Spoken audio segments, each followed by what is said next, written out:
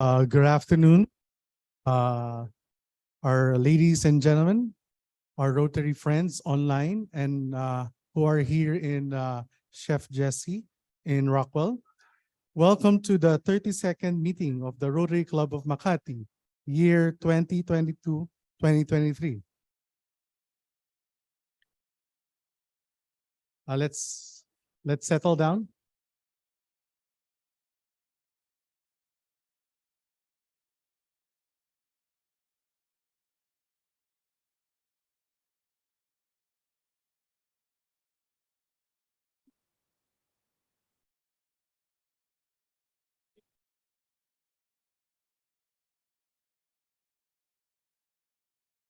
Okay, friends.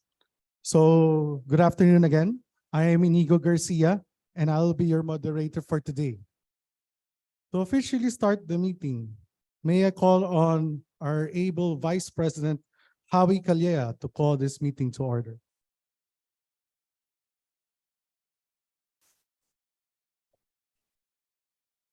Good afternoon, fellow Rotarians. The power vested in me by the Rotary Club of Makati and of course through our good President, President Mike, I hereby call this meeting to order. Thank you, VP Howie. Now, may I call PE Bing Matoto to deliver the invocation.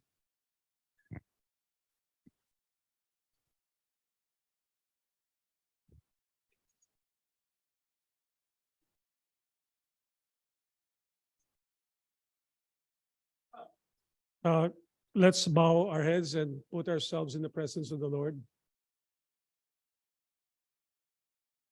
Today, we pray that we may receive your special blessing because we are committed to be a real service organization to help humankind. May each of us in our daily routine come to know the joy of caring and sharing with others, not as fortunate as we are. May our motto that includes serving, caring, and sharing be for us life service as well as lip service. Amen.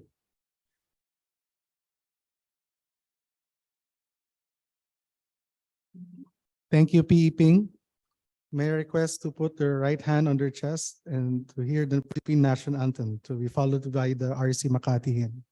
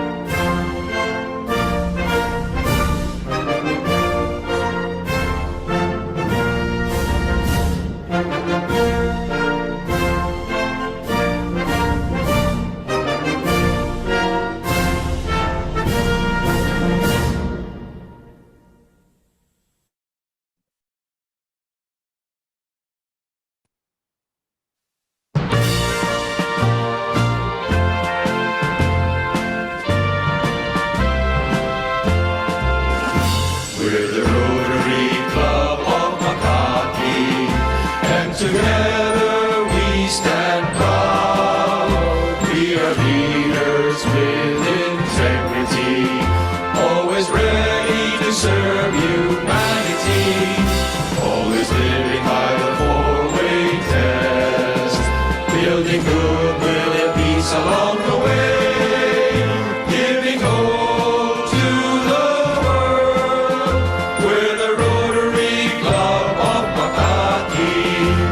To aid our fellow men, as true Rotarians we live to lead. We believe in service above self, and this is why we succeed. We're the Rotary Club of Makati, and together we stand proud.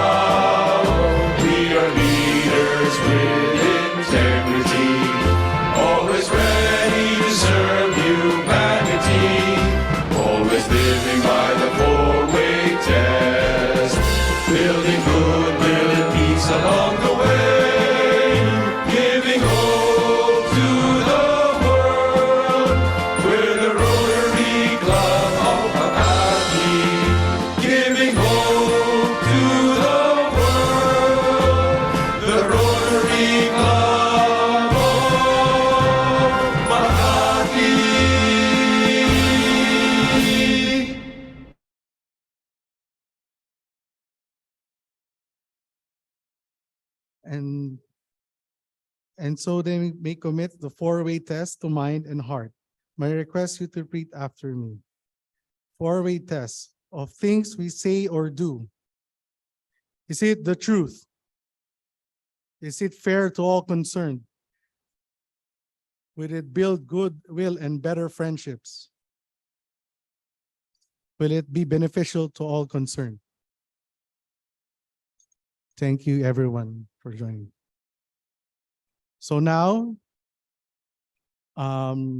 let's recognize our friends who have birthdays and wedding anniversaries for this month of May.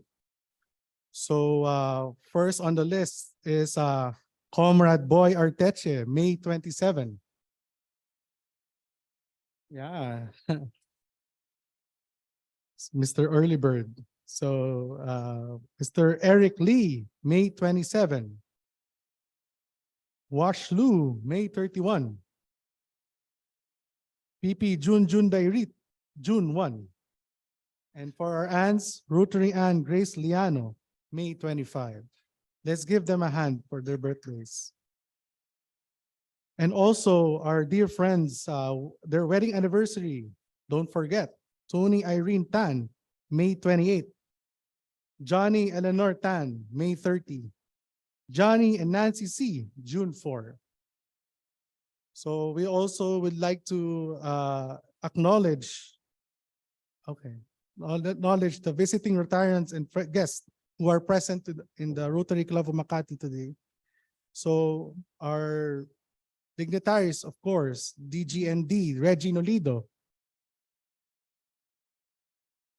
And of course, our past first and Tess Sioche. And also to recognize Nelly Bengson, who is online, and Yvonne Kwan, who is also online. So for today, we have also acknowledged our friends who is Augusto Gonzalez, the guest of Paquito Dizon. Hi, Bean, how are you? Good to see you. Also, my guest, Army Sandoval from Trinity. Thank you for joining us. Also, Armand Joseph Kataga. Yes, welcome, welcome. Also, Vicente Morano of ARC. And our friends, Gisa Jimenez, also from ARC. And of course, our one of our guests, including with our guest speaker, Crisanti and Joy Takle of Tonik Bank. And PP Megs Lun of RCM Metro Calibo. So thank you.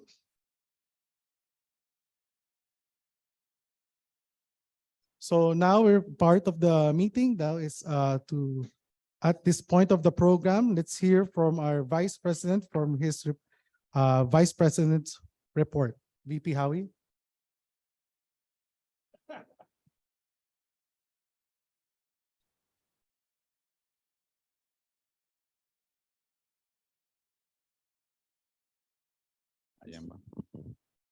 Okay, thank you. And good afternoon, everybody. Good afternoon. Medyo gutom pa ata lahat. Good afternoon. Ayan, parang gutom pa sila kasi wala pa si President Tito eh. So ano muna, kakanta muna ako dito kasama ni Louie. Biro lang. Okay, anyway, as you know, President Mike and Comrade Boy is in the Senate, so I'm here to deliver the President's message by President Mike. I am thrilled to share with you the exciting and productive two-day planning session the incoming board recently had at Thunderbird Resort in San Fernando, La Union. It was an incredible experience filled with both information and fun. And please, let's go to the video because there is a video prepared. This was the planning session of President Bing for Rotary year 2023-2024. So can we play now?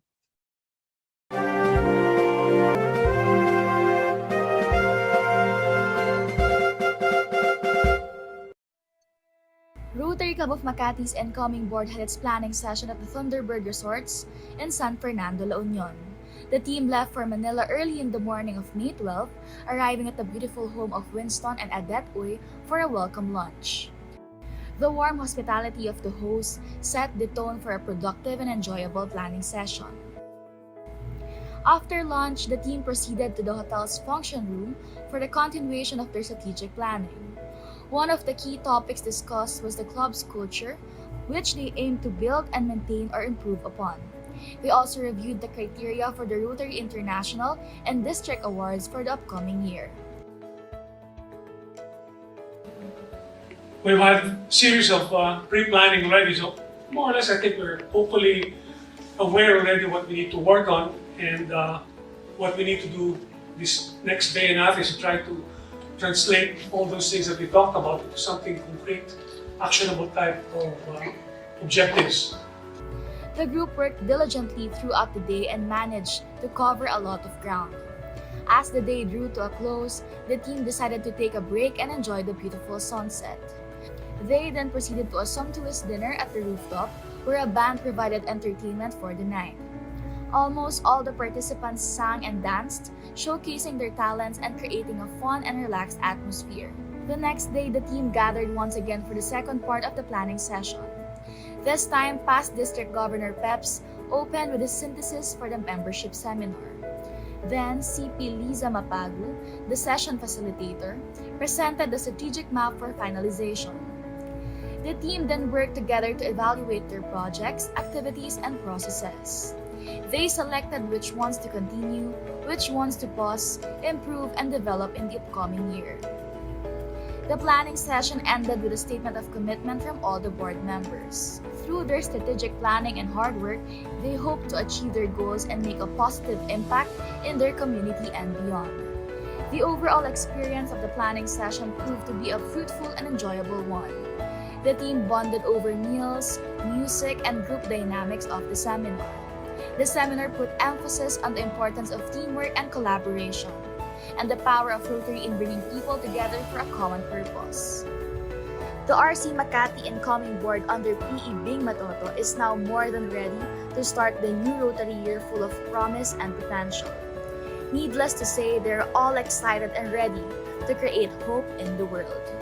Rotary Club of Makati, create hope in the world! Woo! Yes! Okay, palakpakan naman natin yung planning session na yan. So we're looking forward, President Bing, to bringing hope next year. Di ba? Please give our thanks. We would like to thank, of course, Director Winston and Adette Uy for generously opening their beautiful rest home in Thunderbird Resorts, La Union for the planning session.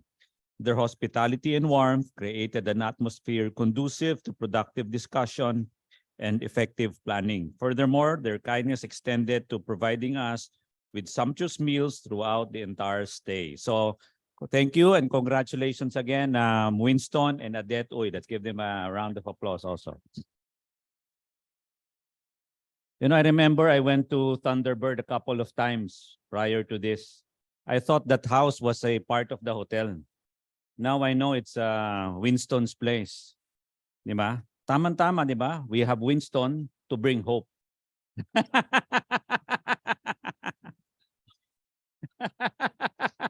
Di ba?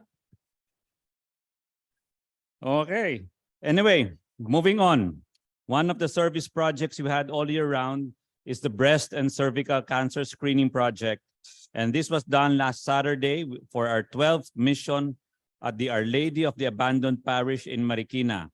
We have 100 women provided with free cancer screening using the mobile screening bus, a mobile facility funded by the Global Grant and partly funded by RC Makati. Of course, who would be there for the breast screening? But of course, PP Cesar Campos. Yay! But I didn't say you like breast. You just like to help others. PP Cesar, no? Thank you for actively pushing this project, PP Cesar. And of course, thanks to Boy Arteche and Teto Garcia and Mariby, daughter of PP Cesar, for joining the last mission last Saturday. Congratulations. Give them a round of applause. And to those who would also like to see and help PP Cesar in the next mission, there would be another this Saturday, May 27 in Teresa Rizal. So we hope that you can join us there, May 27, Saturday at Teresa Rizal. Please join PP Cesar. Otherwise, he will just be the one enjoying the breast screening. Yeah, kayo talaga. Oh. That's why I think that makes you younger, PP Cesar. Okay. Tomorrow naman, to the golfers, May 24 will be our President's Cup. Let's give thanks to our President, Michael Escaler, who will be our gracious host tomorrow at the Country Club in Santa Rosa, Laguna. Please remember, lunch starts at 11:30. And tea time, tea off as early as 12:30. So please be early, 11:30. If you can order ahead, please have the menu, excuse me, the menu from our Chief of Staff, Ron, so you can order ahead. And I think we have 14 golfers tomorrow who will be joining the event. But I will abuse my authority as president, vice president, and to those who are non-golfers, President Mike invites you also for lunch. Courtesy of President Mike. So you can come at 11 and join the fellowship, join the lunch, no? If you are not a golfer, you can please join us. I don't know if you signed in ba? Couldn't play, but you can. Others are welcome for lunch, no? Enjoy the lunch. Okay. Next Tuesday. Oh, ito pa. On May 27 to 31 also, there would be with PDG Sid and Tesha Garcia and P and Keith. Oh, you'll be traveling to Melbourne. Keith, with Sid. You'll be going to Melbourne. So let's wish them a safe travel and enjoy the convention in Melbourne. Next Tuesday, no meeting. If you come here, you pay for your own lunch. Rotary will not pay, but there will be no meeting because it's the 5th Tuesday of the month. So our next luncheon meeting will be on our Foundation Day, June 6. Please attend our Foundation Day. Same place, June 6, next meeting. Okay, so that's it for President's Time. See you tomorrow. Again, for the golfers, please be there by 11. Lunch will be served. Please indicate if you will need a cart. And if you would need a pretty driver for the cart, if you want somebody for there or a umbrella girl, Ron will provide. Di ba? So, okay, see you tomorrow. Happy golfing to everybody.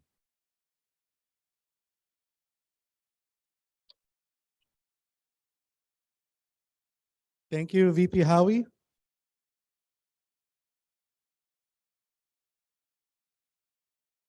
So we're in the part of the program that we would like to introduce.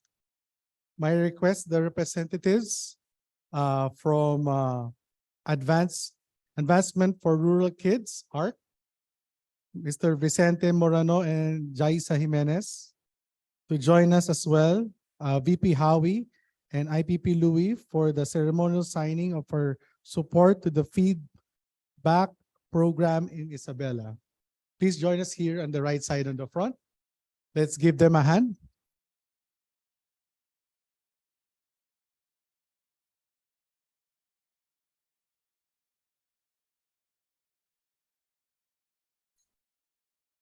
So what it makes this ceremonial proceeds is very special, that RC Makati will also be turning over the 1.5 million support wave in Isabela that will be secure food, health, and new income for one community with 300 families.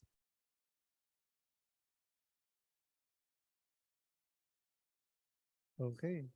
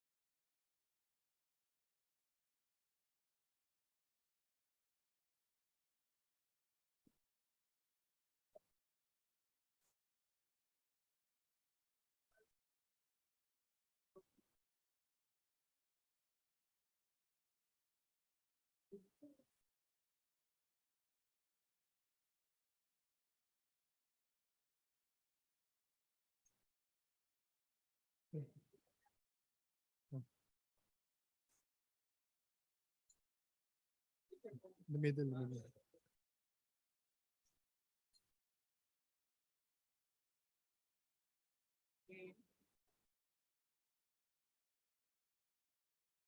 So after the official signing, may we request co-signers, please go in the middle for the pictorial with the big check. I don't know if you can encash this big check, but the amount is already there.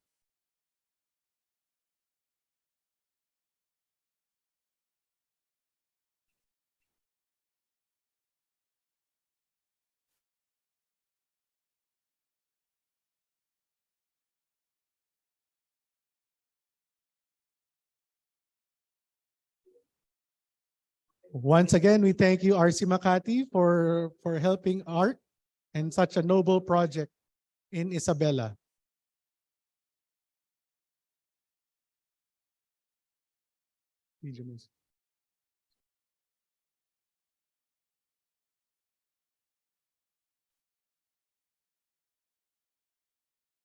So now we'll play the video message from Ms. Ayesha Verayu, co-founder of ARC. Please look at the screen beside. Hi, good morning to the Executive Committee of Rotary Club of Makati. Ako si Ayesha. If we haven't met, maraming salamat. Thank you so much for partnering with us on Wave 9. It means so much to me. Ang tagal na natin pinag-uusapan about how do we not just solve hunger for good, but also connect our partner communities to existing long-term and volume-based markets. So eto na, we're doing it, and I am just so proud to partner with you on this wave where we are going to pilot this. Again, maraming salamat. I miss you all, and I hope to see you soon. And thank you again for your partnership. Have a great day. Let's give a hand for our friends in ARC.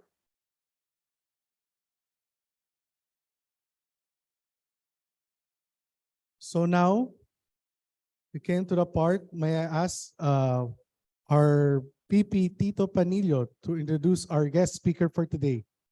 PP Tito?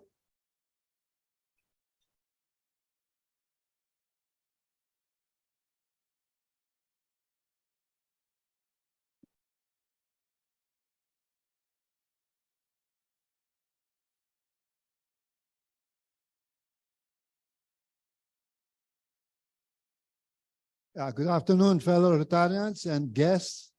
Do we have some aunts here? Welcome, aunts, if we have some aunts. Online. Okay, so we also welcome those online. I don't really know what I have or why I merited the privilege and the honor of introducing our guest speaker. I will not go through her long list of experiences in different organizations and in different types of endeavors, but mostly in the field of finance and banking. And that is why, and that is where I believe, and we all think that she did her mark in the banking and the finance industry. And now she heads one of the most unique type of banking, something that is very, very unique to the Philippines, digital banking. And I think that's why we're seeing a lot of our people here coming to really hear more, learn more about digital banking. It's a new field. And in particular, I also personally am very interested in digital banking. So long, if you get competitors from within, don't blame us. Don't blame Rotary. But I think here, most important is most of us are getting an introduction, a briefing on digital banking, present, future of this type of banking services that will certainly impact on our consumers, customers, and generally the economic condition of the country. But of course, I'm also more proud of the fact that aside from her long line of banking experience, Long is the better half, certainly the better half of a classmate of ours, of Michael, Sid, myself, Freddy Borromeo, at the Ateneo. And she is herself an Atenean. In fact, we were just together in February in Davao. That was correct, right? We had a class reunion in Davao, and Long and her husband, Freddy Boy Pineda, played gracious host to us in beautiful, hospitable Davao. So fellow Rotarians, guests, let me introduce to you Maria Lourdes Jocelyn Long Pineda.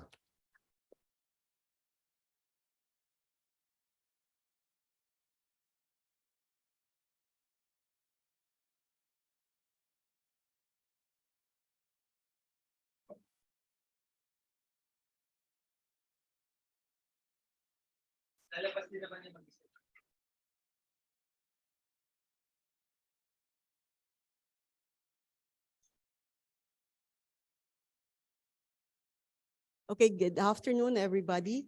I know that this time usually of the day is when people are more concentrated on like having lunch. So please feel free to have lunch. I don't want to keep you from your lunch.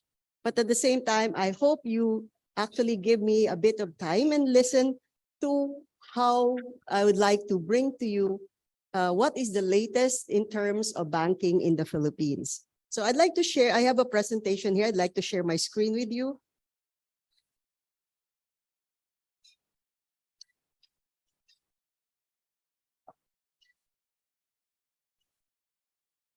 Okay, now digital banking is something that is actually pretty new in the Philippines, but we actually started bringing up this idea to the BSP as far back as 2018, before the pandemic came about. Now, if you know, those who are familiar with banking or those who have read a lot of press releases coming from the central bank and knowing as well where the Philippines is right now, it's very critical now for us to be able to provide inclusive finance. And that is the thrust of the BSP. They now have a strategy for inclusive finance. It's called the National Strategy for Financial Inclusion. Now, what does this mean? The BSP wants to bring more of the population into the formal sector. If you look at data coming from the BSP right now, around 60 to 70% of Filipinos don't have bank accounts. They keep their money under the bed, under their pillows. Why? Because they're afraid to go to banks, or they feel that banks are only for the rich. I come from a microfinance background, and I know how intimidating it can be for a small entrepreneur who has a store in a public market, walking into a bank in their chinelas and feeling intimidated because the other customers who are there are actually depositing like millions of pesos. And here they are with like less than 100 wanting to open an account. So it can be quite intimidating for a lot of people. Added to that, the fact that those among you who have opened bank accounts, banks are very strict when it comes to making sure that they know the customer. They require ID documents, and a lot of our people, a lot of Filipinos don't have that. That's why we're so looking forward to the national ID, and I hope it happens soon. But again, one of the things that the BSP is pushing for is they want banks or financial institutions to provide products and services that are appropriately designed, that do not make it difficult for people to actually have access to financial services, not make it intimidating for them, at the same time providing the rest of the population the same quality of service that the top A in the society receive. So that is where the strategy of the BSP was coming from. And when you look at financial services in the Philippines, you're not just talking about savings or deposits, you're also looking at investments. I'm sure a lot of Rotarians are familiar with investments, as well as insurance. So when you talk about financial inclusion, it's not just deposits, it includes insurance as well. Now, in 2020, the BSP actually came up with a regulation. As I mentioned earlier, we started talking to the BSP back in 2018 when we broached the idea of a bank that operates exclusively on a digital platform, meaning no branches, it's online, there are no, it's not the traditional branch that you would see. And the reason we were actually proposing this to BSP was that we are aware that in the Philippines, a lot of our population are actually in rural areas. And it's actually also difficult for big banks to open branches in very remote areas because it's too expensive. It's not profitable for them. It's not sustainable for them to set up a branch, knowing that a branch alone would cost easily 10 million pesos to set up. And you have a branch in a fifth-class municipality that might not even turn a profit for quite a long time. So the BSP finally, after much discussion with different players and different subject matter experts, they came up with a regulation in December of 2020. And this is a regulation related to digital banks. Now, how is a digital bank defined? Contrary to what we are used to, which is a traditional bank, first, digital banks need to offer their products and services on a purely digital platform end-to-end, meaning from opening the account all the way to getting an ATM or a proof of your deposit or applying for a loan. It has to be end-to-end on a digital platform, meaning no physical interaction with the customer. Therefore, it also means digital banks are not allowed to have branches. So that is where we differ with a lot of traditional banks. Now, who among you, can I see a show of hands, who among you have opened bank accounts? I guess you're all Rotarians, you all have bank accounts. I'm pretty sure when you go to your bank, what is the first, who are the first set of people you see when you enter a bank? They're usually the tellers, okay? If you're opening an account for the first time, you have a new accounts clerk. So they are actually, in a traditional bank, they are what you call the front office. When it comes to digital banks, our front office is a mobile phone. So you do not have a physical branch to go to. I know it can be quite scary. Some of you might say, how do I know it's not a scam? How do I know this bank even exists? Suffice it to say that the BSP was very, very strict when it came to setting up digital banks. In fact, there are only 6 licensed digital banks in the Philippines right now. And they've been very, very strict about how they vetted those that applied for digital bank licenses. The capital to set up a digital bank is 1 billion. So you need to have that upfront just to set up the bank. But you are all businessmen, and you know, capital is not just the only thing you need. You need to set up your physical infrastructure. So you may be putting in 1 billion, but you're going to actually put in much more. So for digital banks, minimum capital is 1 billion, which is equivalent to the minimum capital for a thrift bank. Now, when it comes to how the BSP views a digital bank, because of the complex nature of our operation, we are being very dependent on technology. We are classified as what you call a complex bank. meaning we are evaluated, we are examined the same way that they examine BPI and BDO and Metrobank. Even if we're digital, we go through the very same rigorous process when they examine how we operate.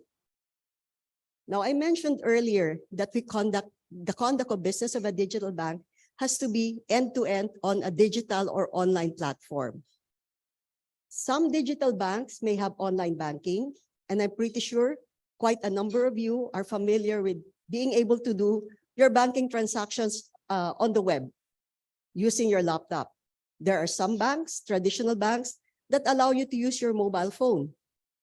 For digital banks, and for Tonik in particular, we opted to just use the mobile phone as the point of interaction with our customers, simply because in the Philippines, each Filipino owns at least 2 mobile phones. Therefore, your access point, the point of access with the customer, is much more reliable if you're using a mobile platform. And in the Philippines, in rural areas where internet signal is spotty, people would still have mobile phones. Therefore, it was a conscious decision on the part of Tonik that when we set up our operations, it was set up on the backbone of a mobile platform. Now, I know that there's been so much in the news about electronic wallets losing money or customers getting hacked. It's for that reason that the BSP has been very strict. We have to have state-of-the-art security behind our mobile platforms. So if you think of digital banks as, oh, it's so much cheaper, you don't have branches, it's a lot cheaper to set up. But the platform behind it that provides security is really, really expensive. So it's again for that reason that PSP decided that they would limit the number of licenses initially to just 6. Because BSP wanted to see how the 6 digital banks would operate and how they could become profitable. Because if they gave out digital bank licenses right and left, none of these digital banks would be sustainable because it's really very expensive to set up a digital bank. Now, what actually made digital banking of interest to almost everybody was the fact that during COVID, remember, all of us got stuck in our homes. We couldn't go out. We were too scared to go out. So the use of a digital platform became even more important to everybody. So when you talk about digital banking, it's not just internet. It should also include these 4 things. It has to be mobile. It has to be situated in the cloud. For businessmen, our businessmen Rotarians out here, those that have big companies, I'm pretty sure you have an IT department in your company. And you would have a server room or a data processing room. For digital banks, we cannot have a data processing room or a server. Everything has to be in the cloud. And as part of running a digital bank, it's important for us to keep our ears on the ground. So we are very active in social media. We listen to our customers. We use a lot of analytics when we design products, and we use analytics as well when we start giving out loans to people using a digital platform. Now, suffice it to say that Tonik is one of the first digital banks to start lending in the Philippines. We are able to disburse a loan within 30 minutes from the time of application. We do have a very, very strict scoring model behind it, as well as proxies to be able to approximate repayment behavior and repayment capacities. So when you talk about digital banking, first, it has to be agile. It has to be able to cut transaction costs substantially because it does not have physical branches or brick and mortar. And one thing that is unique among digital banks is it's very customer-centric. That's why, as I mentioned earlier, we listen to our customers. We are active on social media. We listen to feedback from our customers. The other thing that is quite unique about digital banks is, who among you have tried calling up the customer service of your bank? If you call them up, usually when you call them up after 6 o'clock, you get a canned message that says, please call back during office hours. Okay? For digital banks, because our touch point, our interface is the mobile phone. And all of you have your mobile phones with you 24/7. In fact, I'm pretty sure some of you might forget your wives when you go out of the house, but you never forget your mobile phones. So that's something that has become second nature to us. We always bring our mobile phones. Because a mobile phone is with you 24/7, it goes without saying that you need to have access to customer service 24/7 as well. So that is one of the requirements for digital banks. You need to provide customer support 24/7 by 365 days in a year. So at Tonik, we do have our own contact center. We operate 24/7, no holidays. Now, as I mentioned earlier, there are only 6 licensed digital banks in the Philippines. The BSP has issued a moratorium. For the next 3 years, they will not be issuing additional digital bank licenses because they want to see how the 6 will operate and how they will perform in terms of sustainability and profitability. So on the list, you have Tonik Digital Bank, you have Uno Digital Bank, Union Digital Bank, which is a subsidiary of Union Bank, GoTime Bank, which is a subsidiary or a sister company of Robinsons, Maya Bank, which is a spin-off from their PayMaya, which is a payments platform, and of course, the Overseas Filipino Bank, which is a subsidiary of Land Bank. This used to be called the Philippine Postal Bank. So these are the 6 banks that are digital that have been licensed by the Bangko Sentral to offer banking products and services on a purely digital platform. Now here comes COVID. Tonik was actually supposed to start operating in June of 2020. We got our license December of 2019. We were poised to actually launch by the middle of 2020. All systems were go. We were hiring people. Then March of 2020, the government shuts the Philippines down because of COVID. So everything ground to a halt. We could not move forward in terms of even registering our company with the SEC because SEC was actually not operating at the time. We could not even start the construction on our headquarters simply because contractors are not allowed to operate. So we had to push back our launch date. And when the country opened up slightly in July of 2020, we had to rush setting up our headquarters. We did this in 60 days so that by October 2020, we moved into our headquarters, which is located in Estancia Mall in Pasig, Capitol Commons. If you get a chance to go to our office, let me assure you, it does not look like your traditional bank. It looks more like an office of Google. Our team are quite young. Everybody in the team, I would say the average age, don't include me in the computation, I will skew the numbers.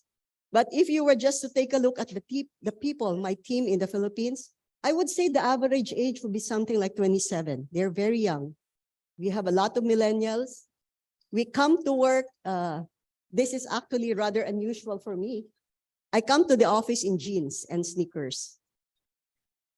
I felt that I needed to look like a banker in front of the Rotary Club. I don't think I would look credible if I came here in my jeans and, in my t-shirt.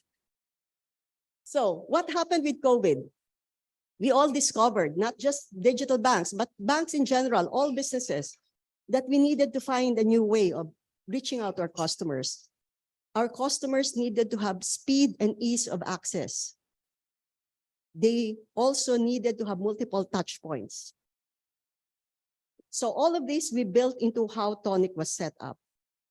So let me walk you through a very quickly on the journey that Tonik took. Started out in 2018, poised to launch, then COVID comes around, throws a monkey wrench into our plans. We finally launched in beta mode in November of 2020. We went commercial March 2021. And I think it's actually notable to say that when we launched in March of 2021, we initially thought that maybe a few people might want to open accounts with us, but maybe they might not want to put a big amount because they don't know us from Adam. In fact, when we first broached when the name Tonik initially came out, people were saying, is this something to do with health? Is this something, tonic for the hair?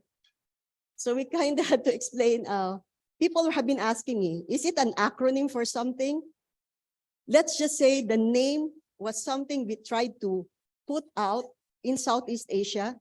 We wanted a 5-letter word that did not have any adverse meaning in different countries. So the word that came out was tonic. And instead of having a C, because people might mistake it for gin and tonic, which is what we were drinking when we were brainstorming on the name, we decided to change the C to a K. So it's not an acronym for anything. It's just that the name resonates and it's very easy to remember. So we launched commercially in March 2021. Within 1 month from our commercial launch, we mobilized 1 billion pesos in deposits. We initially thought people might put in 5,000 pesos because they don't know us. We're not part of a Citibank or a HSBC or one of the big banks in the Philippines. But I think it helped when people saw the impact of COVID, where they needed to find another way of doing banking without having to leave the comfort of their homes. So right now, we're close to 10 billion already in deposits. And we've also introduced loans to our suite of product offerings. So on June 2021, the BSP gave us our digital bank license. Initially, when we launched in 2020, we were operating under a rural bank license because at that time, there was no digital bank license. We converted to a digital bank license in June 2021 and officially launched as a digital bank on Valentine's Day of 2022, which is last year. That's why we call our customers love, and we call our customers honey. So this is what a digital bank looks like. We're the first privately owned and operating digital bank in the Philippines, exclusively on the cloud. We offer all of our products, deposits, and loans on our mobile phone. And we have state-of-the-art security features to ensure that your account doesn't get hacked. We actually encourage our customers to use biometrics and not, log in credentials, log in password, OTP. We use biometrics, facial scan, or fingerprint. Because unless somebody, steals your finger, it's impossible for them to have access to your account. So we really look at facial recognition. So a lot of people often think facial recognition, when they do a face scan, is this like a selfie? Kasi ang Pilipino, di ba, we're so used to taking selfies. So we tell them, it does not matter whether you smile or you frown when you're having a face scan. Our system looks at points in your face to recognize you. So even if you have your eyes closed, our system will be able to recognize you. So how do we position ourselves? I know that a few of you have actually opened accounts in Tonik. We position ourselves as a bank where you dream big and save even bigger. We have the highest interest rate right now in the market. Our time deposit is 6% per annum. Our regular savings account is 1%. Traditional banks, it's 0.25. So you actually earn much more. Again, because we're a bank, we are covered by PDIC as well. Now, we pride ourselves with being very customer-centric. We listen to our customers. Our financial products are bespoke, which means we design them based on what we see is the demand of the market. And we provide, as I mentioned earlier, 24/7, 365 days a year, in-app customer support. Because Tonik is in your mobile phone, Tonik is the bank that is in your pocket because you always have your mobile phone with you. So I don't want to bore you with too much detail, but let me show you a video of how you can onboard in Tonik. You can create your deposit account in 5 minutes. And let me show you how it's going to look. So please look at the screen. Initially, you can open an account without an ID. You just need your facial scan and you need your mobile number. And while you've done the facial scan, in the back end, our security system is already checking AML to see if you're in the world watch list of terrorists. We also look at mobile phone deduplication. Has your mobile phone been used elsewhere? Has your mobile number been used elsewhere? And just like traditional banks, you have to go through the usual terms and conditions. By the way, this is a screen recording by one of our staff when he first onboarded on Tonik. So you will notice here, he gave his mobile number. And then after he goes through the terms and conditions, he's going to provide his name, and then he will do a facial scan. He is not going to present an ID, and yet he will be able to open an account. Now, in some banks, unless you deposit money, your account is not open. In Tonik, you can open your account even without depositing a single peso. And you can do that in 5 minutes in the comfort of your home from your mobile phone. So just like the traditional banks, we have the required terms and conditions as mandated by the Bangko Sentral. And you will, of course, need to also click on the data privacy statement. We are very very picky, making sure that people sign the data privacy statement because we want to ensure our customers that your details are kept secret and they are not revealed to other individuals. So there's also a data privacy statement.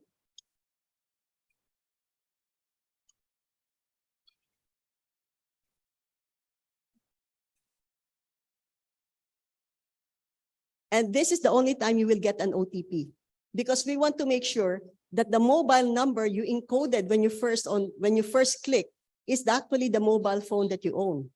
So you will receive an OTP because we want to make sure that it's really you we're talking to. So it even tells you how to take that selfie. Make sure you have a plain background, take off your glasses. It also tells you how to hold your mobile phone so you get a good scan of your face.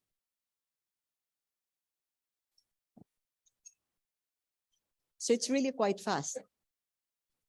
So this individual has gotten his facial scan. The next step is he will be asked for his personal details.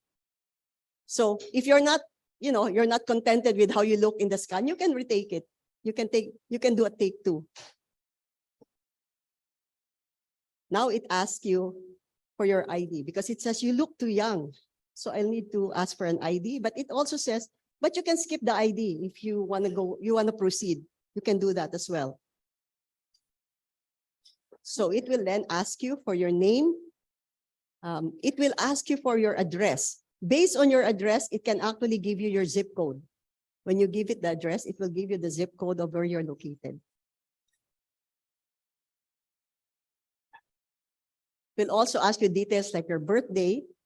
So you need to put that in as well. And again, it's a lot of drop-down boxes. You don't need to type too many things. Unlike in our traditional banks, you need to fill up account opening forms. So here it's asking for your personal details, like where were you born, what's your present address. It will even ask you things like what's the maiden name of your mother, because they will actually be using that data should you decide that, oh, I'm changing my cell phone. I bought the latest iPhone 14 and I want to change my mobile phone.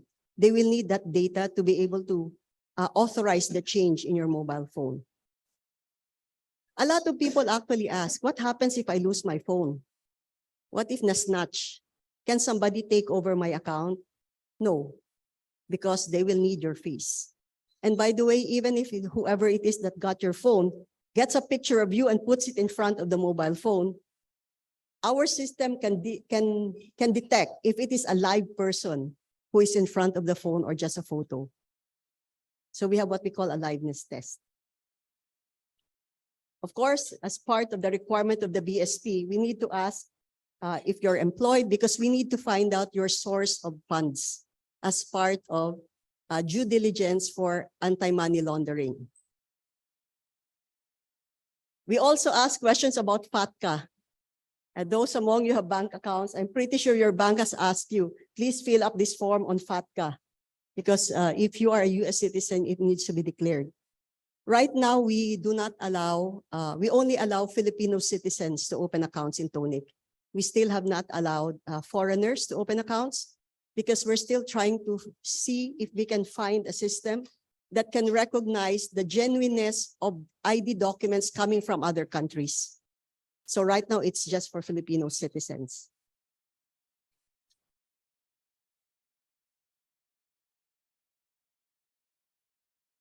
So let me just like kind of move it forward a bit. So initially, it will ask you to create your password. But once you're onboarded, you have the option of going biometric and just using face scan or fingerprint, whichever biometric functionality is available on your mobile phone. So it says here, your account is almost ready. While this is happening, we're checking in the background. We're doing the required know your customer due diligence. And you've successfully opened your account, and this is what it looks in the app. So you do this in 5 minutes. Now, if you want, when you open an account, this is what is called under BSP regulation, a basic deposit account. You can open an account without an ID, but there are limitations. You cannot keep more than 50,000 in the account.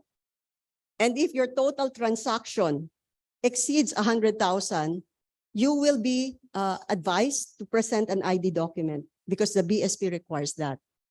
If you do not present an ID document, either within a period of 12 months or when you hit the 100,000 transaction limit, we will have to close the account and return your money to you.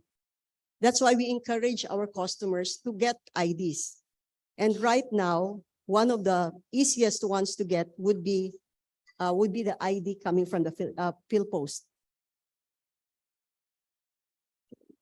Oops.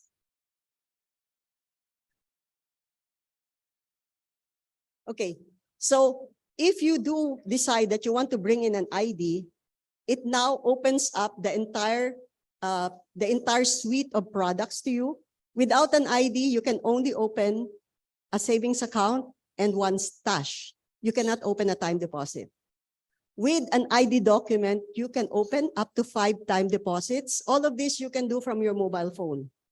No need to fill in additional forms or come to a bank because you want to open a time deposit. Now, just a bit of background on who Tonik is. We are one of the best funded fintechs in Southeast Asia right now.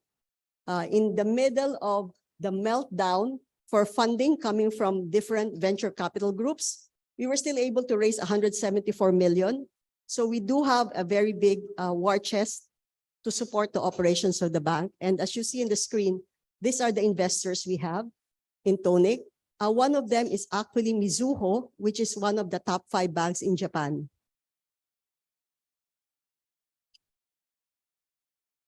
So right now we have more than 650 employees in Tonik. That's for the entire group. We have our hubs in Singapore, Manila, Chennai, and Kiev. Our UX designers are based out of Kiev. Our IT developers are based out of Chennai in India. Manila is where we have our banking operation. Tonik is the first bank that has been set up by the Tonik Financial Group.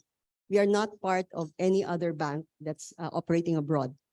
In Singapore, we have quite a number of these IT architects based out of our Singapore office. So usually when you talk to corporates, you have the traditional corporate values. And usually when you go to the headquarters of any bank, you would have the picture of the top executives in their suits, lining up the walls in the executive floor. At Tonik, we take our job as bankers seriously, but we don't take ourselves seriously. So in our walls, we have what we call, wait, I think I lost the share. Hold on.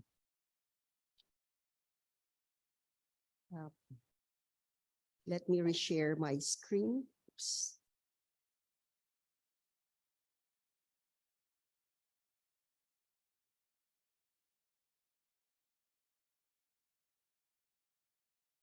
Okay, so these are what you see in the walls in our office. We have caricatures of the top executives of our bank, not the formal photos. And I'm pretty sure you're familiar with these traditional core values of teamwork, reliability, and honesty. But I'm sure you've not seen a bank whose core value is street smart and sense of humor. Because with the type of business we have, with the type of customers that we actually encounter, it's important for us to have our ears on the ground. So street smarts is really important in Tonik. And sense of humor, because when you're a startup, you have to take on a lot of hats when you're operating. You need to take on multiple roles, and to be able to survive that kind of environment, you really need to have a lot of sense of humor to get to that. So I hope our Rotarians found that very quick, very brief insight into what digital banks are interesting. And if you have any questions, I would be more than happy to respond to your questions. Oh, by the way, we do not use business cards in Tonik because we're digital. That's my QR business card. So you can just scan it with your phone and you have my contact details in your phone. So thank you very much.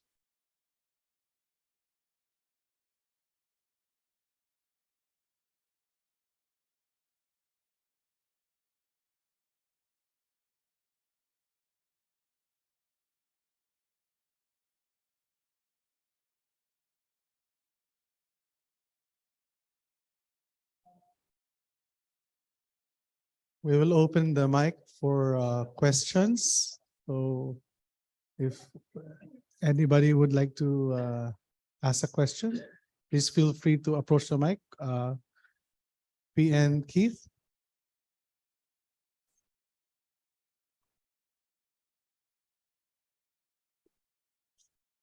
Thank you. Well, thank you. Very, very interesting talk. I'm a retired banker, so I find it very interesting, but I had one of those where the presence. You talked about all of the data must be in a cloud, so you don't have your own data room. I presume also you have various backup sites. Do you have to have them all in the Philippines because of data laws requiring everything to be in the country? Okay, one of the things that the Bank Central or the BSP has allowed is they've allowed us to store our customers' data outside of the Philippines in a secure cloud, private cloud. That's not, the BSP has been very particular. It cannot be a public cloud. It has to be a private cloud. So we do have it in the cloud. We have redundancies as well. The main cloud is in Singapore. We do have another one that's a backup that's in Chennai. So it's all on the cloud, yes. I don't know whether there's another question. Yeah. Can I ask you, when do you expect to move into profit? Because I guess it's a very early stage still. Okay. When you talk about we're at unit profitability, we're already positive. But if you're talking about profitable in terms of even covering overhead, as I mentioned earlier, the cost of investing in the digital platform is really big. We expect to be in the green probably towards the end of 2024. Perfect. The one advantage is that we are not saddled with the traditional overhead cost, operating cost of a brick and mortar. So one of the things we've done is, because we do save quite a big amount from not having multiple branches, what we've done is we've tried to give it back to our customers by giving them better deposit rates. So that's why when we initially started out, We were the only one that was offering 6% in the market. But of course, the other digital banks followed suit as well. Yeah, sorry, it's a way of growing your deposit base, obviously, I can see that. What is your average lending rate? Okay, lending rate, we have several lending products. So we have a salary-based loan, which is, traditionally in the Philippines, a salary loan is unsecured. The interest rate with that would be like in the mid-50s plus. If you're talking about flex loan, which is more like self-employed individuals who can actually link their salary card to the loan, that is a slightly lower rate. And we also have been offering a buy now, pay later product. So for our Rotarians who would like to buy, appliances in appliance stores, we have that in store. The rate for that, Crisan, correct me if I'm right. How much is it right now? It's 50. For SIL.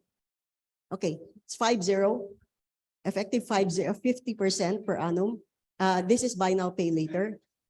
And we just introduced a bigger tickets loan size, which is secured. We call it big loan. It's a multi-purpose loan, but we're looking at probably pivoting it towards business loans, particularly to support micro and small enterprises. Because right now, right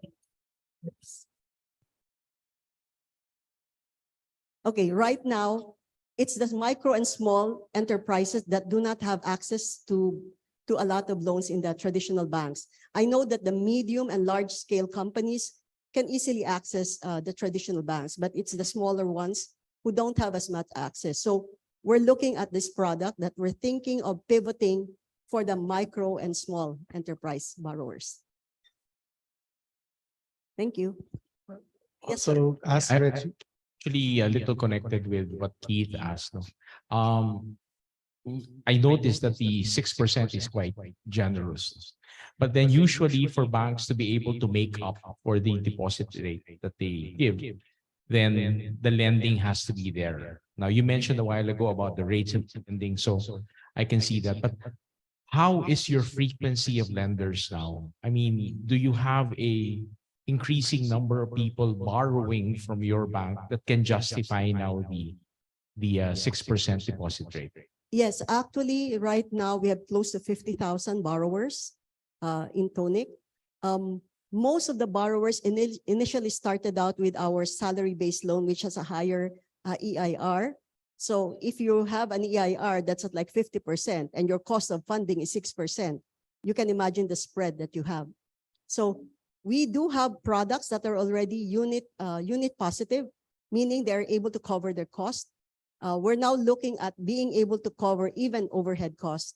So aside from that, because we do have quite a substantial level of deposits, we do have a chunk of that invested in the BSP, because right now the BSP has the highest rates among the banks. So we put our money in the BSP. It's 6.25 right now at the BSP. Unfortunately, only banks can put their money in the BSP. Yes, sir. VP Cesar.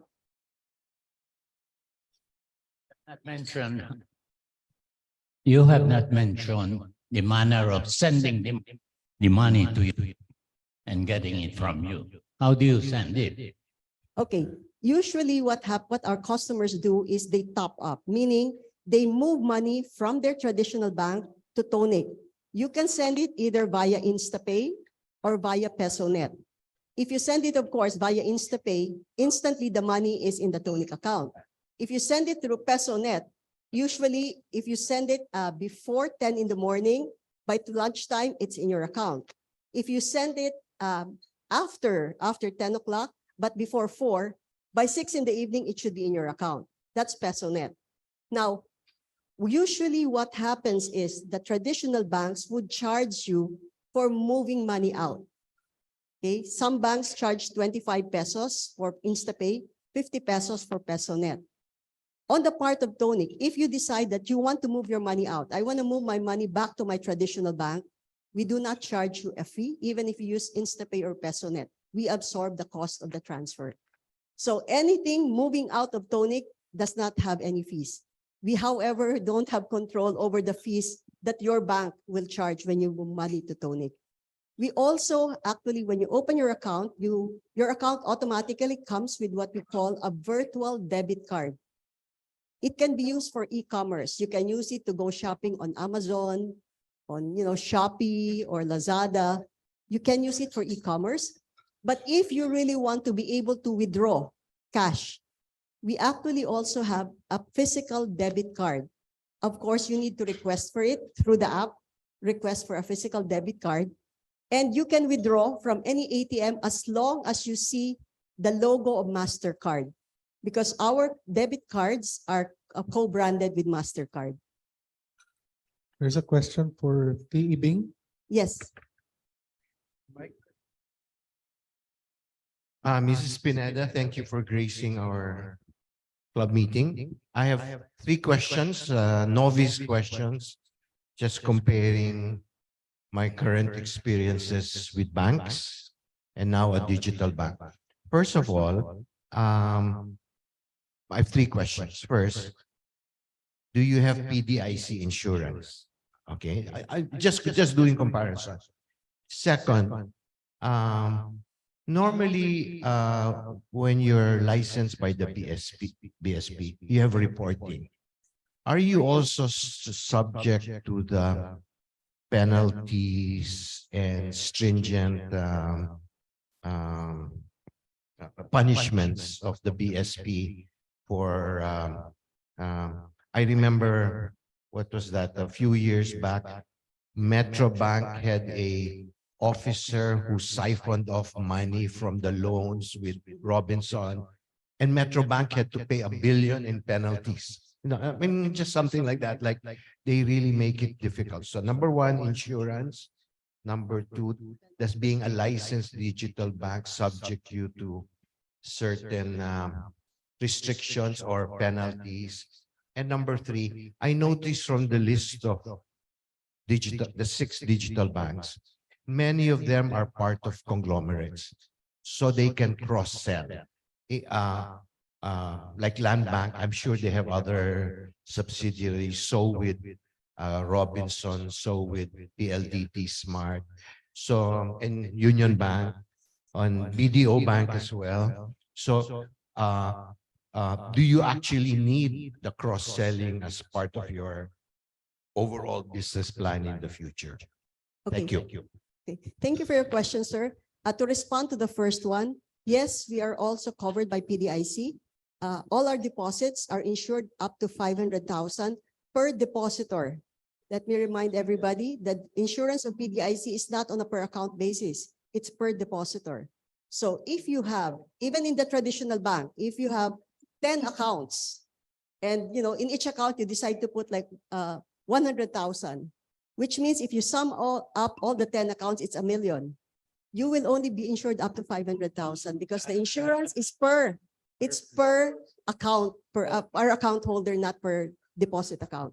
So it's the same thing as well with the digital banks. That's the same regulation that governs us. Now, in terms of penalties, yes, we are subject to the same rules that apply to all the other banks. I think the one thing that actually protects digital banks is the fact that we do not have face-to-face interaction with borrowers. Everything is done on the mobile app. So when you apply for a loan, you apply directly with the bank. There is no person who works as a go-between. I understand, there are cases where somebody applies for a loan and somebody in the bank decides to come up with another promissory note, makes you sign it and, draws down without your knowing.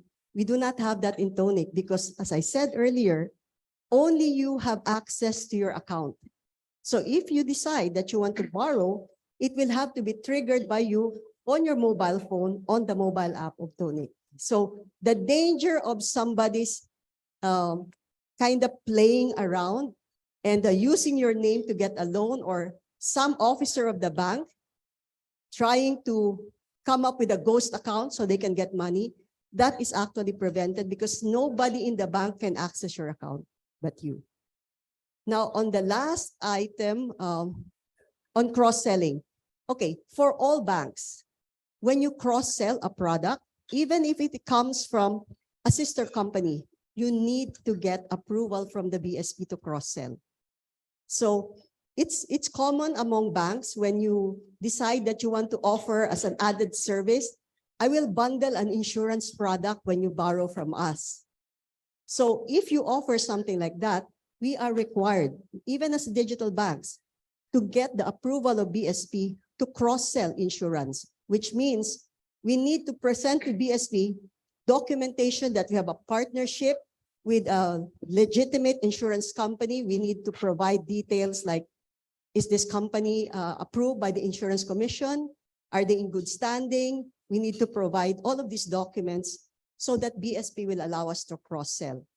So it is, yeah, we're actually looking at also probably cross-selling insurance to our loan borrowers. That's the only thing we're doing right now. Now, you mentioned the conglomerates like GoTime and Robinsons, Union Digital and Union Bank, as well as PayMaya and Maya Bank. There's no problem with them working together, but they need to get the approval of the BSP. They need to have what we call the Chinese wall to ensure that everything that you do with an affiliate or a subsidiary or a related party is done at arm's length. So that requires BSP approval. It requires the approval of the board because the BSP is very strict about that.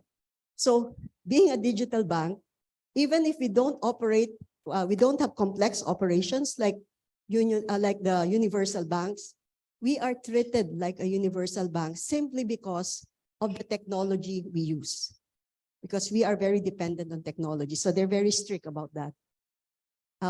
Let me just say that for those among you who have come from a banking background, when the BSP comes to examine a traditional bank, usually it would take 2 tops 3 weeks.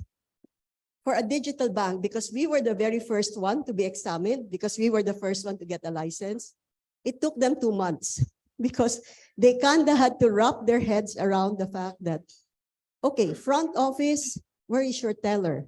Where are the new account clerks? So I had to say, this is our front office, this is the teller, this is the new accounts clerk. So it had to also involve a paradigm shift from the perspective of the regulator because we are not your traditional bank. So things like giving loans for corporates, something that we cannot do right now in digital banks because the way our accounts are structured in the mobile phone, it's one account holder, one account. When you give a corporate loan, it's always dual signatory. We still have to come up with the algorithm for doing dual signatory on a mobile phone. So right now, it's primarily retail lending that we're going into. We still have to figure out how to do corporate lending. I hope I was able to respond to your question. Thank you. Bing? Yes, Bing.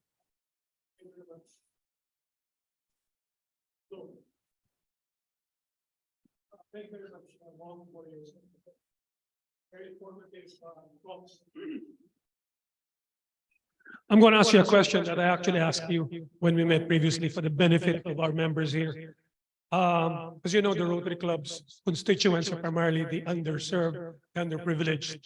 In fact, we have some guests here who serve rural communities, for example, in agriculture. That's Arc over there. No? And we have some representatives here from provinces as far away as Kalibo, Aklan. My question to you is, given your mantra of financial inclusion, and given your desire to promote loans to MSMEs, no? I guess realistically, when we talk about MSMEs in our countries, we're really looking at very small entrepreneurs, no? Most of them perhaps, I guess, unbankable relative to the usual banking criteria of the bigger banks. No? So given that kind of scenario and given, I guess, what we're trying to do in the Rotary Club, are there any thoughts that you might want to share with us how perhaps we meaning the Rotary Club, not necessarily just of Makati, but other Rotary clubs in the country, you know, how we could cooperate with Tonik Bank or for that matter, any other digital bank in trying to bridge the particular gap in context of inclusion, particularly in the context of needing working capital funds. Thank you. Okay, to respond to that, I think what's critical right now, because if you look at the way the registered businesses in the Philippines are, right now, 99% of businesses registered in the Philippines are either micro or small. The large enterprises, the big corporates, they account for less than 1%. So if you look at it, the micro and small are the backbone of the country's economy. So we really need to support that segment. Now, on the question of working capital, we are trying to actually do that right now. We are trying to find a way because, as I mentioned earlier, we cannot interact face-to-face with the customer. We cannot go out to the tindahan of Aling Nena and check how her karinderya is doing.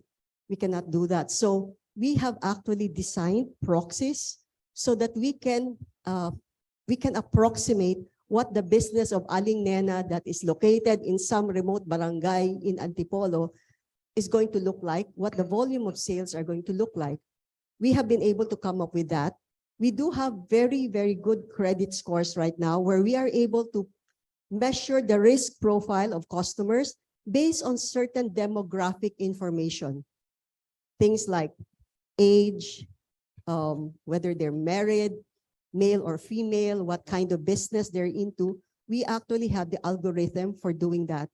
What we're working on right now, and that's what Krizan and Julie are working on right now, is how we will be able to approximate the repayment capacity so that we can provide working capital loans to micro and small entrepreneurs. I'm not including medium because medium scale businesses have capitals that go up to 100 million.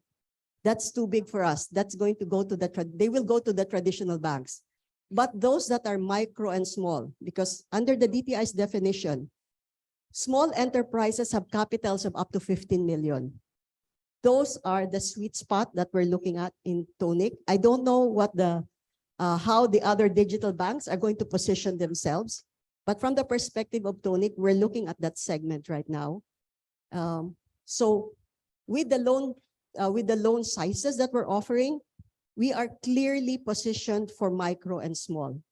And I don't think we will have difficulty. We've already actually disbursed easily for loans for a medium scale business. One, in fact, is located in Iloilo. Okay. How we can cooperate is actually roadshows on financial literacy more than anything, because our people need to understand how do you prepare a micro entrepreneur to become viable in the eyes of a traditional bank. We need to teach them like very basic things like keeping records, because right now, if you go to a micro entrepreneur, everything, all records they have on their business is all up here. It's all based on memory. They have nothing that's written down, which is why the traditional banks are afraid to lend to them because they have nothing that's tangible. So one of the things I think that would be really critical for Rotary is teach the communities where you operate in how to make themselves viable so that banks take notice of them. And in that sense, we in Tonik can actually help out if you do have a roadshow on teaching micro entrepreneurs and small entrepreneurs, how do you prepare so you become attractive to a traditional bank and as well as digital banks? Because digital banks, we are not averse to actually lending to people who we do not see because we have algorithms. But the traditional bank find it a little difficult. If you look at the loan sizes of traditional banks, their SME loans start at 20 million. If you look at the range from like 500,000 to like 10 million, up less than 20 million, who is in that space? They're the big money lenders. They're the informal lenders or the big finance companies that are very well established. It's not the banks. You might see banks there, but they're into salary loans. But if you're looking at the SME who only needs 1 million, none of the traditional banks will even bother giving them a loan because it's just too small, it's just too much work. Because for a traditional bank, the admin cost of giving a 20 million loan and the 2,000 peso loan is the same. So for a traditional bank, I won't bother with 2,000. Let me go with the 20 million if it's the same cost. So teaching the communities where you operate, how do they make themselves viable? How do they prepare for moving up? Because the country is now poised to go digital. Let them ride on that backbone. It starts with the cell phone. Make them comfortable with using the mobile phone for transactions. Even if it's just basic things like paying the water bill, paying the electric bill, but get them comfortable. So I think that's yes. Yes, Tito. Tito? I noticed that GCash is not one of your medium for payments and releases. GCash is not. Well, GCash is actually an electronic wallet. It's an electronic wallet. Unless you go for GSave, which is a partnership, I believe, with CIMB, you don't earn any interest in GCash. Yes. So they have not been given a digital bank license because they are not a bank. Right. But they can tie up with you. We do have customers who actually they top up their accounts from their GCash accounts. Yes. Yes. We are also, of course, aware of the fact that, the recent news about GCash that came out. We're also very aware of that.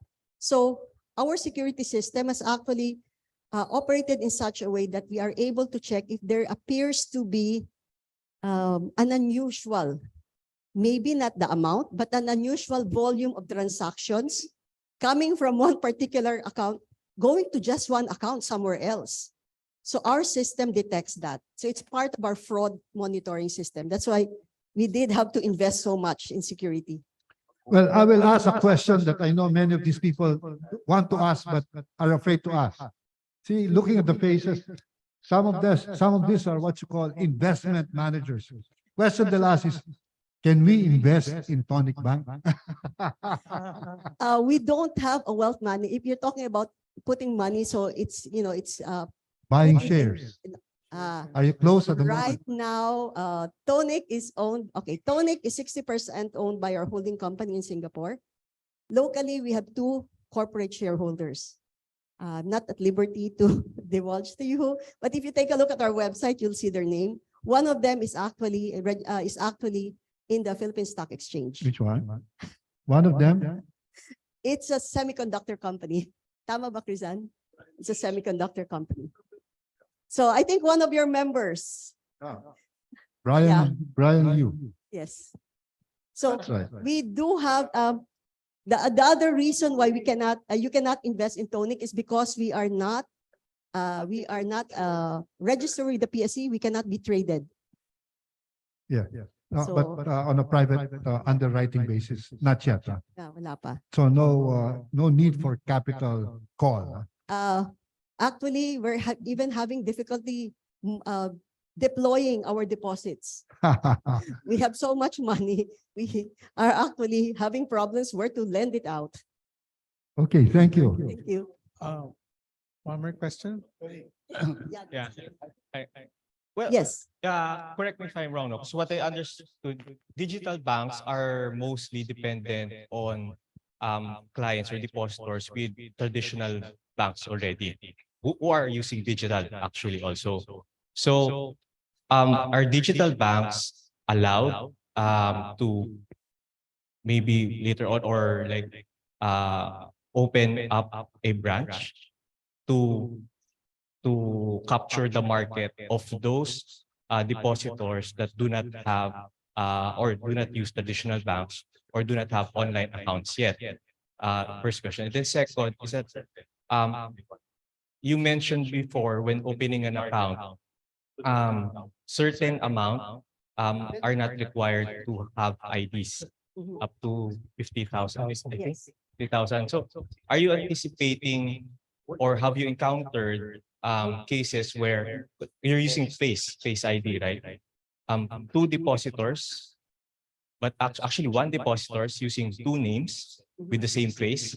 Or do you have also an algorithm that can detect duplicate faces? Okay, let me respond to your second question first. Our system has what we call facial deduplication. We've seen instances where somebody puts on a pink wig or puts on a mustache or puts on glasses to try to look different. Our system still catches it. There's actually one particular person who keeps coming back on a daily basis, trying to get through. Nahuhuli siya ng nahuhuli. The system always catches him. So in that sense, we are able to stop duplication of accounts because at Tonik, it's only one person, one account. Now, on the other question about whether digital banks can open up elsewhere, that's why we decided to use the mobile phone as a platform. Because wherever you are in the Philippines, for as long as your mobile phone has a signal, you can open an account. So again, the regulation for digital banks does not allow us to open branches. We cannot. I know some of you may have seen the kiosk of GoTime in the Robinson's department stores or groceries. It's a kiosk where people can open an account and the machine spews out a debit card. But that's the only thing it does. It helps them with account opening. I guess that's the strategy of GoTime. That's how they want to do it. At Tonik, we actually have a totally different strategy. We're not really looking at, giving away debit cards. So that's GoTime. Yes, sir. Paolo? In your earlier presentation, you started your presentation, great presentation by the way, with the notion that 99% of the Philippines is unbanked. Is that correct? Yeah. Now, I have two questions by the way. To reinforce his question earlier, how are you to serve this 99% unbanked if they have their fiat money under their pillows and they cannot deposit it physically because they don't have a bank account? Yes. How do they deposit it in Tonik? Second is well, of course, in a traditional bank, you can have several accounts under your name. Is that possible now with Tonik, that I have two accounts under my name? Okay. As I mentioned earlier, in Tonik, it's one account, one person. You cannot have multiple accounts, but with your one account, you can open 5 stashes. You can open 5 time deposits using a single account. They're all linked to your main account. Now, when you look at the app, what comes out in the app, what you see in the app where your money is what we call a transactional savings account. That's the only account from which you can move money in and out of Tonik. Your time deposit and your stash. By the way, you may not be familiar with the terminology of stash. Stash is like having a savings account for a specific purpose. It also picks up from the habit of Filipinos, yung paluwagan, na they group together, magkakaibigan, and in December, they pay out whatever they've saved together. In Tonik, you can create a group stash with 3 persons sharing the same account. Interest rate is 4.5%. It's a savings account, withdrawable anytime. If you decide that you want a stash just by yourself, like I have a stash that I call my travel stash. I try to save up money for my next trip, and the app will tell you, I want to save up like 200,000. I want to go to Thailand. I want to play golf. The app will tell you, you want to go play golf in August. It's now May. You haven't put in enough money. You will not be able to make 200,000 in August. You will see a timer. It shows you where you are. It shows you're getting near your goal. And when you reach your goal, you will see celebratory confetti in your app saying that you've succeeded in reaching your goal. So in terms of deposits, you can open several deposit products using just one account. And the only account that is exposed, that is used for transactions in and out, is your transactional savings, which means your stashes and your time deposit is not exposed. You're the only one who has control over that as well. You can move it whenever you want. Now, the other question was, the first one was on if you can, okay, don't have a bank account. How do you put money in? Okay, how do you put money in? As I mentioned earlier, 70% now of Filipinos don't have bank accounts, according to BSP. I know that some people don't have money. They don't have a bank account, so they cannot InstaPay or PesoNet. We have partnerships with pawn shops. You can top up through a pawn shop. We have a partnership with Louis Lear. We have a partnership with 7-Eleven. You can top up. Go to 7-Eleven. I want to make a deposit. You can put in your app, I want to top up using 7-Eleven. The app will send you a code. You go to 7-Eleven. I think it's the click system. The click system, you input the code, and then you can deposit the money. It goes to your Tonik account. So there are ways of topping up if you don't have an existing bank account. And the good thing is, you know, in the Philippines, even in the remotest areas, there's a pawn shop. Pwedeng walang bangko pero may pawn shop. So we can Yes, sir. accommodate one more question. I wanted to find out, as a digital bank, you're not allowed to set up offices or branches. So when you lend, what is the collection process? Because you need collectors to, especially if they go bad, no? And secondly, the security for, like the GCash, we talked about GCash earlier, the accounts being sold, mule accounts, etc. How's that? Have you experienced security attempts, no? And how bad are these? Okay. On the issue of security, we do, you sometimes get people who call up the contact center. Hey, I lost my cell phone. I want to change my mobile number.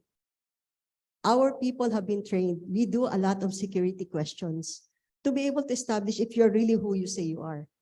So it's not automatic just because you say, I lost my mobile phone or I'm changing my mobile number, that automatically it happens. No.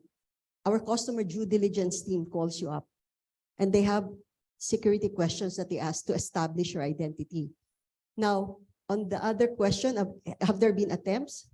Meron naman. They've been attempts, but they've never gotten through our system. So at least that's one thing we can assure our customers of, that so far, our system has really held up, and we've always tried to be 2 steps ahead of any potential hackers, because just because you have state-of-the-art, the Rolls-Royce of security, you don't rest on your laurels, because hackers every day innovate and find ways. So you have to keep improving. You have to keep improving. So we are very particular about doing that. Now, you were asking about loans. How are they collected? In the initial loan products that we actually launched, we actually did an auto debit from their Tonik account. So for the salary-based loans, they link their salary account to our Tonik account, their Tonik loan account. So on due date, the system, their bank sends the money to us because there's a standing order from the depositor to transfer money. So that's how we've done it. We're also looking, because now if we're going to go into SME, some of them may be able to do that. They link their account, but some of them traditionally would like to issue a check. So far, with the accounts that we've had, we've pivoted some already to SME. They have actually opted for an auto debit from their Tonik account because they do maintain quite a substantial amount.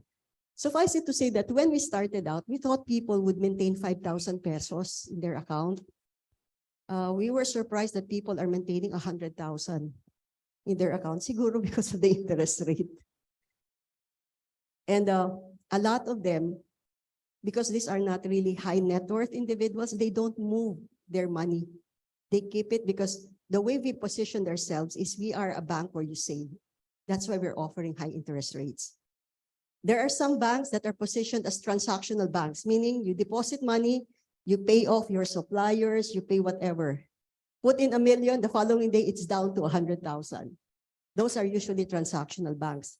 Tonik has been positioned as a savings bank, a bank where you save because the interest rates are higher.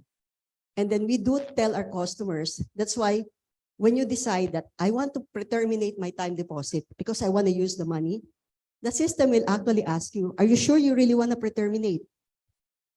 Same thing with the stash. Let's say you've a stash of 500,000. Parang I feel like I want to make a down payment on a new motorcycle. The system will ask you, are you sure you really want to move that money? So that it actually makes you think twice. It's not like a spur of the moment decision that I'll move the money and buy whatever. So it kind of tells you, guy, are you really sure? If you want to do it, fine, you move the money. But it will ask you if you are really definite. Last question. You said you had 650 people, no? Where the, kasi you don't have an office rin, di ba? Only one office. So parang what's the function of these people? What's the distribution? Okay, in the Philippines, in our office in Estancia, that office houses 400. But because we operate 24/7, they come in shifts. And also considering that because COVID happened, we actually have a hybrid operation. So we require our people to come in at least 3 times a week. So we rotate. And we actually expanded the office because the initial office we had, we never thought that we would have such a big manpower complement. We have just we just rented the space right next to our office and expanded the office. So it can now house like easily 600 people in the office. But we're still going to keep to our hybrid operation with people coming in 3 days in a week. Most of the people are operations, contact center. This is customer support because we are 24/7. In the rest of the employees, the rest of the 250 plus, we have, I think, close to 200 in Chennai, and the rest are in Singapore. We have a small handful that's in Kiev. I think less than 10. Okay, Last we question. have a last question. Last question. Yes, sir. I want a loan. I'm using my house for collateral, and I cannot send my house digitally to you. Digitally.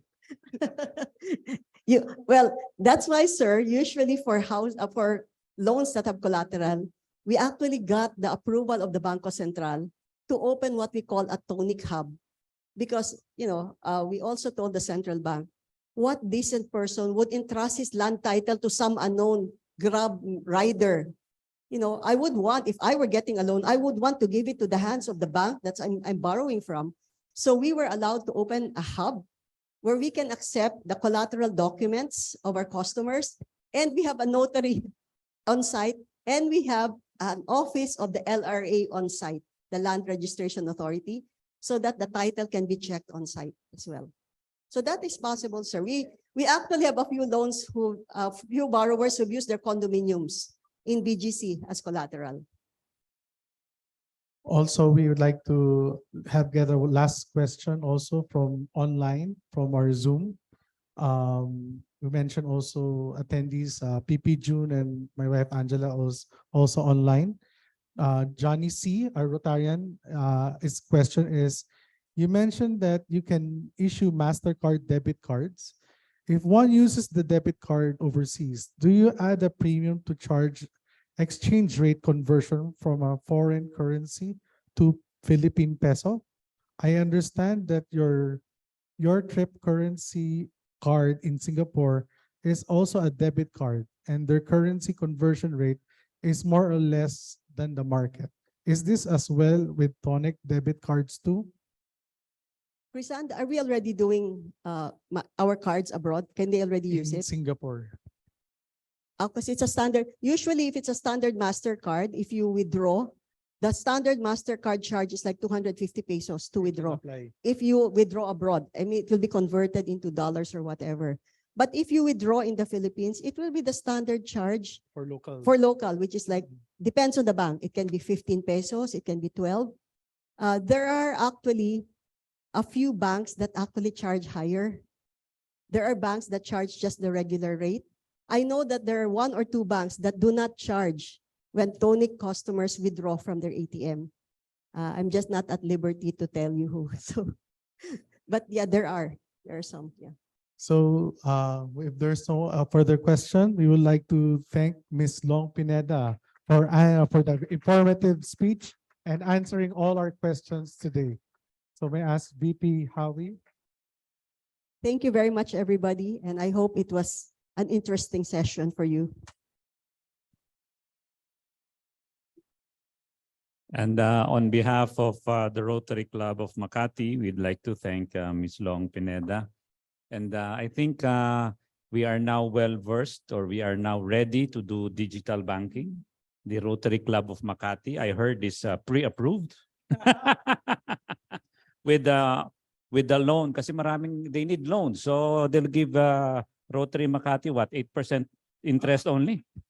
De biro lang. But I think this is a nice step really in the future. Digital banking is and really online and internet functions, digitalizing is really the wave of the future. And I think it's a good sign that we have banking industry already here in Manila. And I think the Rotary Club of Makati can benefit, no? I mean, the 6% interest, if we put our money there, that's a lot of money for the Rotary Club. But I think they need more loans than more deposits. So sabi ko nga, pag pre-approved, okay na yan sa Rotary Club of Makati. So again, a round of applause to Long Pineda. And of course, we have here, maybe present with you a plaque from the Rotary Club of Makati for your nice speech and gracing our occasion today. And of course, while looking at your plaque, we would invite you to drink a bottle of white wine. Nasaan yung ating meron na. Meron na si ma'am ng ating coffee table book. So together with the coffee or your wine book, it is the bottle of wine. So congratulations. Thank you. Thank you. Dito po tayo. In the middle.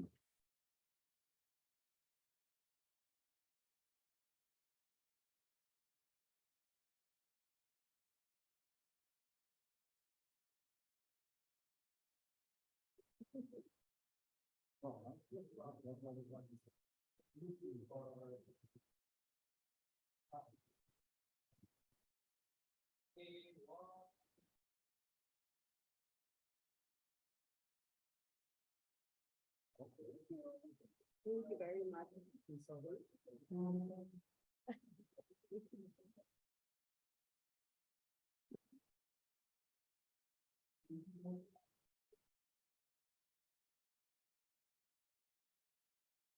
So we will ask VP Howie to adjourn the meeting. Okay, meeting adjourned.